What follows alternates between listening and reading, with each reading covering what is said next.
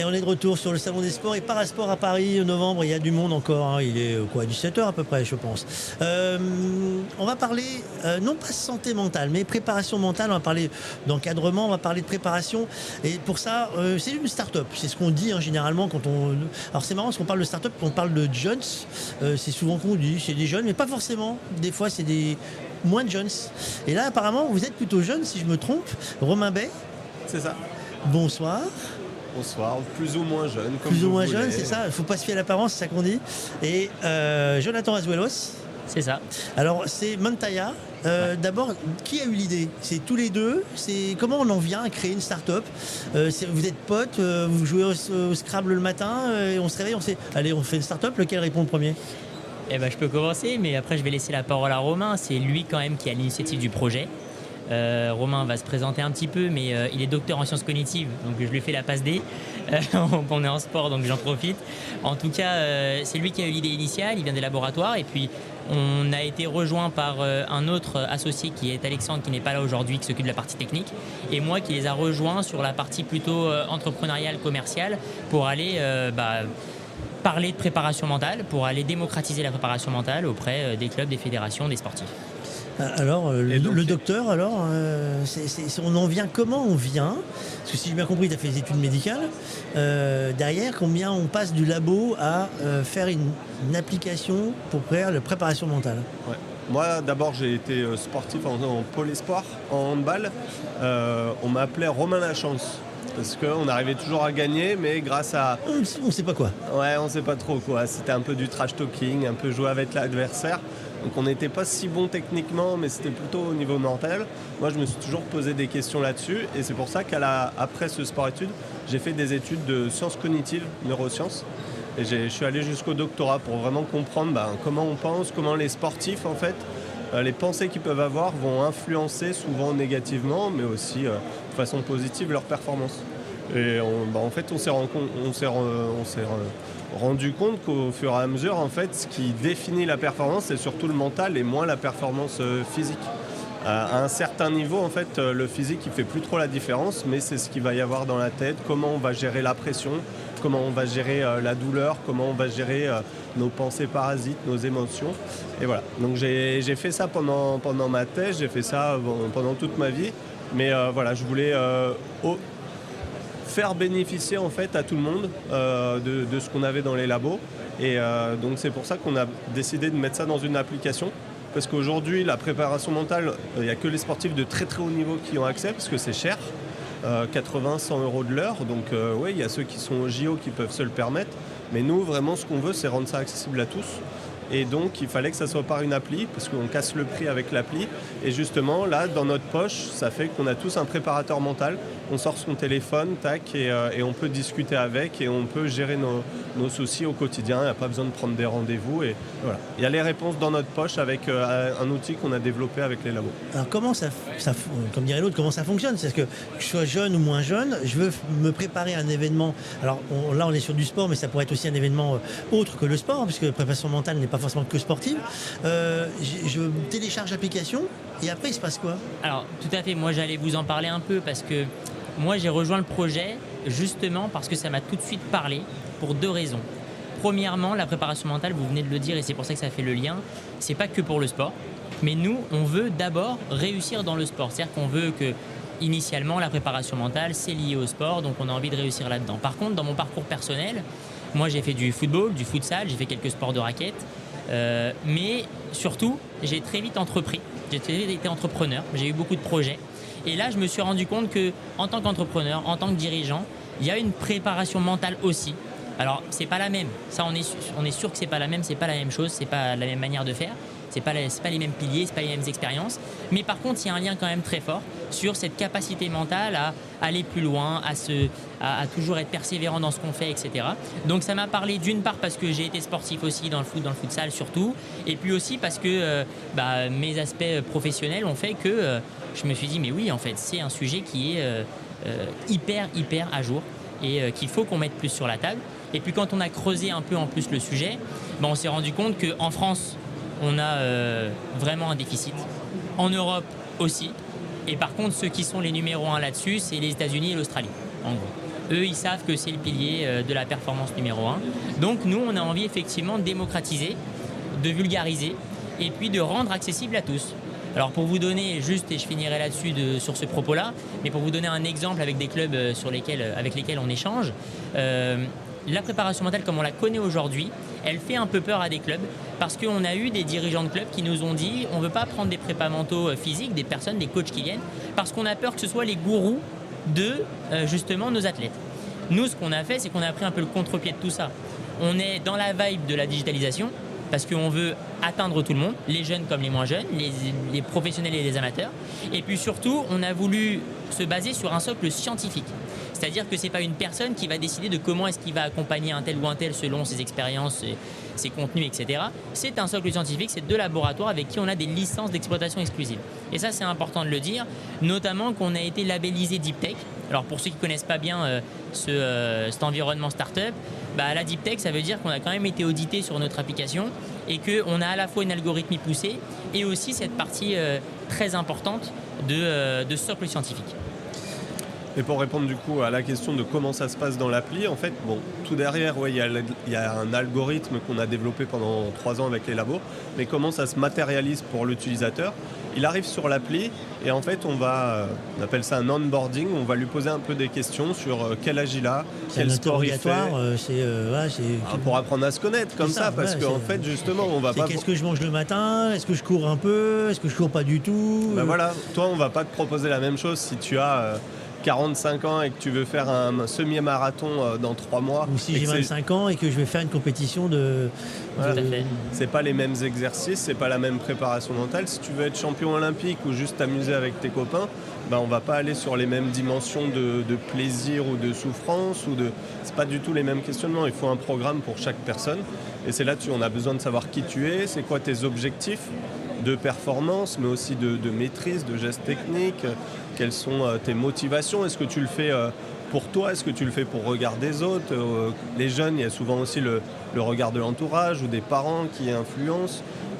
Donc voilà, le début de l'appli, c'est te connaître pour après te proposer un programme personnalisé. Alors ça me propose un programme, mais si je me fais l'avocat du diable, qu'est-ce qui invente le programme, entre guillemets? C'est quoi la base de données? C'est les datas où vous me dites ça a été entraîné, ou on a créé une base de données pour pouvoir répondre à des questions ou avoir une colonne vertébrale. Ouais.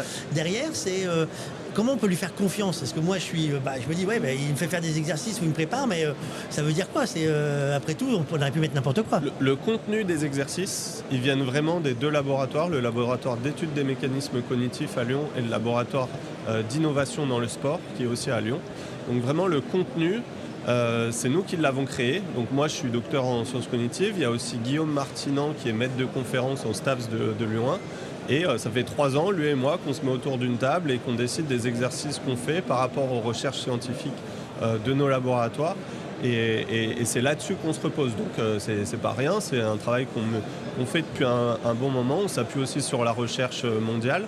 Et nous, on le met en concret dans l'application, on le digitalise. Et juste pour répondre un petit peu plus longuement à ta question, je pense qu'il y avait aussi ça dedans. C'est comment est-ce que ça évolue derrière dans l'application. En fait, dans l'application, il y a différentes choses. Il y a les exercices de base, il y a le profil cognitif initial et les questions auxquelles on répond au tout début. Et puis, il y a l'échange aussi avec Manta. Alors, Manta, c'est notre petit logo, le petit cerveau représenté jaune. La mascotte. La mascotte. Il y a beaucoup d'échanges, d'interactions dans l'application.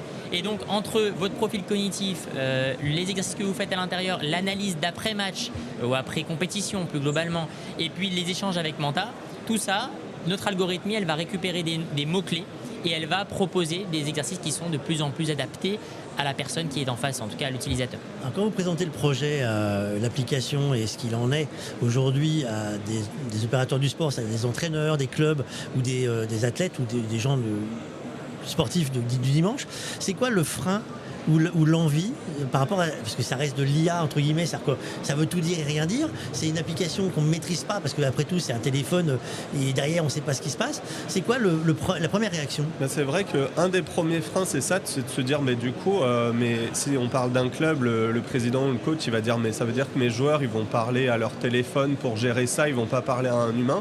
Nous, on a fait une étude là-dessus pour qui a montré justement que les jeunes, ils se confiaient plus sur leurs problèmes, leurs émotions à Mantaya, à notre avatar Manta, parce que c'était confidentiel et il n'y avait pas de jugement. Par contre, on a contrebalancé en faisant une étude avec des vrais préparateurs mentaux qui étaient sur le terrain. Et ben le jeune, il va mettre beaucoup plus de séances à se livrer, à parler à un adulte plus ou moins jeune qu'on mettait entre 20 et 25 ans proche de son âge. Et ben il va moins se livrer. Parce que il y a le regard de l'autre, on ne sait pas trop ce qu'il va penser, puis peut-être qu'il va aller en parler à l'entraîneur parce qu'il a été payé par le club pour faire de la prépa mentale. Alors nous, on dit, et c'est quelque chose d'important dans la prépa mentale, c'est que tout soit confidentiel. Bien sûr, le club, il a un tableau de bord, il a des statistiques. Qui l'utilise, quand est-ce qu'il l'utilise et, Oui. Ils ont un suivi de parcours. Il y a deux types d'analytiques. Il y a l'analytique du joueur, de l'athlète, de l'utilisateur qui va beaucoup plus en profondeur. Et puis il y a l'analytique pour le coach ou pour le club qui lui va voir, évidemment on ne va pas lui donner les informations que le joueur a bien voulu donner ou l'athlète dans l'application. Par contre, on va essayer de l'orienter, lui, le coach ou la personne du club, sur des manières de l'accompagner en dehors de l'application. Ton joueur, il a fait ça, il s'est entraîné là-dessus, il a eu telle difficulté là-dessus. Voilà comment sur le terrain, tu peux essayer de l'accompagner. Alors comment c'est pris dans les clubs et autres vous l'avez pu tester du coup à grande échelle? Ça se passe comment? Ouais, on commercialise depuis pas très longtemps là. Mais l'intérêt des clubs, c'est déjà que c'est quelque chose de nouveau et c'est un parcours sur toute l'année. C'est pas juste une formation en début d'année, en septembre-octobre, et après il n'y a plus rien. Nous, c'est quelque chose qui a dans la poche de tous les sportifs au quotidien. Donc ça, ils aiment bien la chronologie. Ça change un peu leur utilisation. Donc ça, c'est la première chose. Et puis ça casse le prix aussi. Parce que eux, les clubs ont vraiment pas beaucoup d'argent. Et donc là, ils vont pouvoir mettre un budget plus faible qu'ils le faisaient déjà sur beaucoup plus de personnes. Nous, on propose vraiment un accompagnement global sur souvent l'équipe première ou sur le top joueur du club, mais à des prix inférieurs sur ce qu'ils faisaient juste en accompagnement d'un ou deux joueurs. Donc ça, c'est ce qui leur plaît au club. Après, bien sûr, on est encore sur de la démocratisation de ce qu'est la préparation mentale. Je dirais plus que c'est un sujet tabou maintenant, parce qu'on en parle, les sportifs en parlent pendant les JO. Teddy Riner, Marchand, Dupont en ont parlé et c'est les étendards un peu qui en parlent de plus en plus maintenant. Donc c'est de plus en plus dans les mœurs, même si c'est toujours difficile de parler de ces problèmes. Donc c'est dans l'air du temps et nous on veut vraiment que ça soit pas, je le redis, mais que ça soit pas que pour ces sportifs élites dont j'ai parlé, mais vraiment pour tous ceux qui se questionnent et qui n'ont pas les moyens et qui savent pas comment le faire. Mantaya est là pour eux. Alors combien ça coûte? C'est quoi les pépettes qu'il faut mettre sur la table? Très bonne question. Je vais répondre à cette question en deux étapes. La première étape pour compléter celle d'avant. Parce que au-delà, je pense que Romain l'a dit et moi aussi j'ai dit depuis le début, on veut vraiment démocratiser et vulgariser la préparation mentale. Ça veut dire la rendre accessible à tous. Donc déjà, on a cette problématique-là où on ne veut pas dépasser un certain prix. On veut que tout le monde y ait accès. D'ailleurs, tout à l'heure, j'ai pu parler aussi avec les parties handisport, etc. Nous, on veut vraiment accès à tout le monde. La préparation mentale, c'est pour tout le monde. Quand je dis tout le monde, ça veut dire aussi qu'on a un rôle, je pense, nous, à jouer en tant qu'entreprise française, en tant que start-up, dans l'éducation. L'éducation de nos jeunes. Que ce soit à l'école, que ce soit, on a pu parler avec des profs de PS, etc. Tout à l'heure. Je pense qu'il y a un vrai manquement à ce niveau-là. Dans l'application, on met en place, et après je vous répondrai sur les prix, mais dans l'application, on met en place des fiches pratiques, des mémos. On a fait ça parce que justement, on veut aussi éduquer. On a ce rôle-là, en tant qu'entreprise qui digitalise la préparation mentale, de le faire, personne ne le fait d'autre. Si ce n'est pas nous qui le faisons, qui va le faire? Et avec les échanges qu'on a eus, en plus, ça nous a encore plus... on s'est dit, mince, il y a un vrai manquement dans l'éducation aujourd'hui de nos jeunes et encore plus dans la partie sportive. Donc, sur les prix, c'est simple. On a deux formules de prix. On a 3 mois, 6 mois, 1 an pour des utilisateurs solo, donc des utilisateurs qui n'ont pas de club derrière. Pourquoi 3 mois, pourquoi 6 mois, pourquoi 1 an? Parce qu'en fait, il y a différents sports et que selon les sports, on s'est rendu compte qu'il y avait différents besoins. Par exemple, quelqu'un qui fait un marathon, il aime bien prendre celui de 3 mois parce qu'il se prépare avant son marathon, puis après il arrête pendant quelques mois, puis il reprend. Donc voilà. La globalité, ça va être 1 an. Donc sur 1 an, en gros, pour un athlète, ça va lui coûter à peu près 190 € par an. Ok, globalement, on est à peu près, en fonction des promos pendant l'année qu'on fait, on est entre 8 et 16 € pour la formule or. Vous pourrez aller tout voir sur le site, évidemment, on est transparent avec tout le monde là-dessus. Entre 8 et 16 € par an, en fonction de la formule que vous prenez. Et puis, il y a la partie club. Donc là, c'est des licences, des packages de licences, entre 10, 15, 20, 30, 100 licences, en fonction des clubs avec lesquels on travaille. Et là, on va être allé sur un panier moyen de 2 000 à 3 000 € par an pour démarrer la préparation mentale dans un club et pour donner l'accès, surtout, à de la préparation mentale dans sa poche tous les jours à 10, 15, 20, 30 personnes d'un coup. Et on réfléchit même en tant que Pour un club, en fait, on lui propose des abonnements par mois par utilisateur. Donc ça peut paraître beaucoup un chiffre comme ça, mais c'est plutôt autour de 10 € par utilisateur par mois. Donc ça va vite, hein. Tout à l'heure je disais entre 80 à 100 € de l'heure un vrai préparateur mental. Et là c'est à peu près 80-100 €. C'est pas pour une heure de préparation mentale, c'est pour tout un sportif toute l'année au quotidien dans sa poche. Vous l'avez testé tous les deux? Oui. Alors ça donne quoi? Alors, on a plus confiance en soi après? Alors moi je vais vous dire exactement le test que j'ai fait la toute première fois. Moi je joue au foot. J'ai beaucoup joué au foot et la première fois je suis allé dans les objectifs de Mantaya, on peut vous le montrer après à la caméra s'il faut, et j'ai mis, voilà, moi je suis droitier, je vais prendre un exemple que les footballeurs vont connaître, enfin en tout cas ceux qui font du foot vont connaître.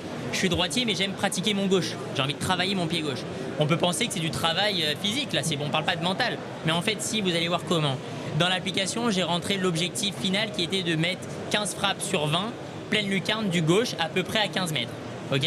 Bon, j'y arrive pas, toujours pas aujourd'hui, c'est compliqué, hein. Je peux y arriver parfois, mais bon c'est compliqué, il faudrait me filmer sur un terrain pour voir si j'y arrive vraiment. Mais en tout cas, je me suis entraîné, j'ai suivi des exercices de Mantaya, et au final on n'est pas loin. On est à peu près à 10-12 frappes en moyenne sur 20 que j'arrive à mettre du gauche dans la lucarne. On parle évidemment sans défenseur, sans gardien, dans un équipe d'entraînement, ok? Mais tout de même on y arrive à la fin.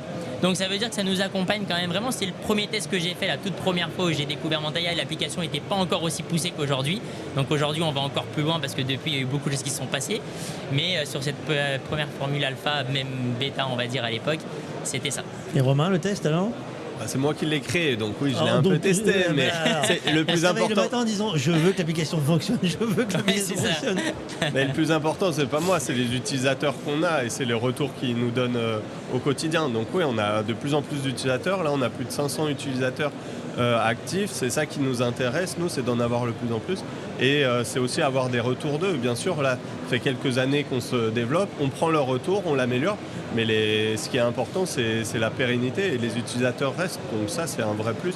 Et c'est ça qui nous dit que c'est bien. Bien sûr que moi, je peux vous dire que c'est bien. Et quand on parle de start-up dans les sport tech, généralement, on cherche à développer un système, à avoir des utilisateurs, de devenir une baleine ou licorne.